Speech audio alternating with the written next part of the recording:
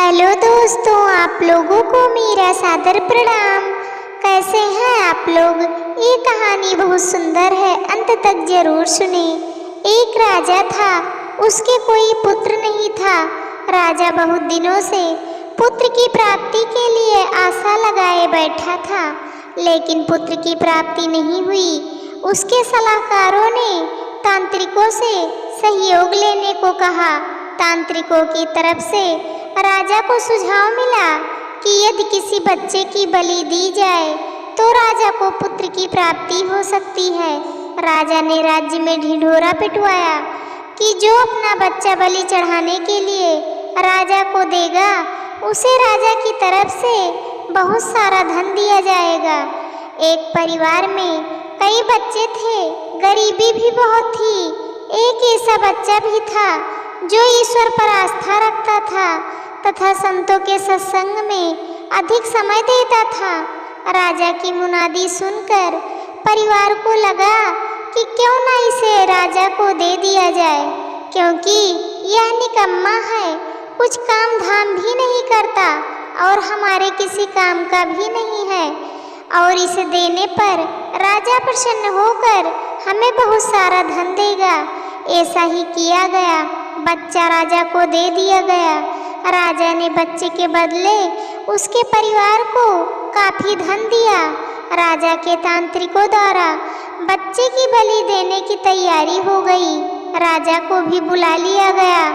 बच्चे से पूछा गया कि तुम्हारी आखिरी इच्छा क्या है। ये बात राजा ने बच्चे से पूछी और तांत्रिकों ने भी पूछी। बच्चे ने कहा कि मेरे लिए रेत मंगा दी जाए। राजा ने कहा बच्चे की इच्छा पूरी की जाए, अतः रेत मंगाया गया। बच्चे ने रेत से 4 ढेर बनाए। एक एक करके बच्चे ने 3 रेत के ढेरों को तोड़ दिया और चौथे के सामने हाथ जोड़कर बैठ गया और उसने राजा से कहा कि अब जो करना है आप कर लें। यह सब देखकर तांत्रिक डर गए और उन्होंने बच्चे से पूछा, पहले तुम यह बताओ, यह तुमने क्या किया है? राजा ने भी यही सवाल बच्चे से पूछा तो बच्चे ने कहा कि पहली ढेरी मेरे माता पिता की थी, मेरी रक्षा करना उनका कर्तव्य था, परंतु उन्होंने अपने कर्तव्य का पालन न करके पैसों के लिए मुझे बेच दिया, इसलिए मैंने यह ढेरी तोड़ दी। दूसरी ढेरी मेरे सगे संबंधियों की थी, परंतु उन्होंने भी मेरे माता पिता को नहीं समझाया, अतः मैंने दूसरी ढेरी भी तोड़ दी। और तीसरी ढेरी हे राजन आपकी थी, क्योंकि राज्य की प्रजा की रक्षा करना राजा का ही धर्म होता है, परंतु जब राजा ही मेरी बलि देना चाह रहा है तो यह ढेरी भी मैंने तोड़ दी। और चौथी ढेरी हे राजन मेरे ईश्वर की है, अब सिर्फ और सिर्फ अपने ईश्वर पर ही मुझे भरोसा है, इसलिए यह एक ढेरी ही मैंने छोड़ दी है।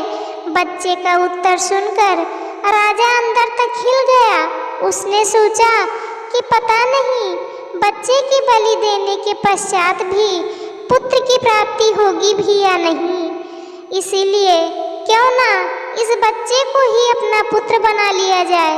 इतना समझदार और ईश्वर भक्त बच्चा है, इससे अच्छा बच्चा और कहाँ मिलेगा। काफी सोच विचार के बाद राजा ने उस बच्चे को अपना पुत्र बना लिया और राजकुमार घोषित कर दिया।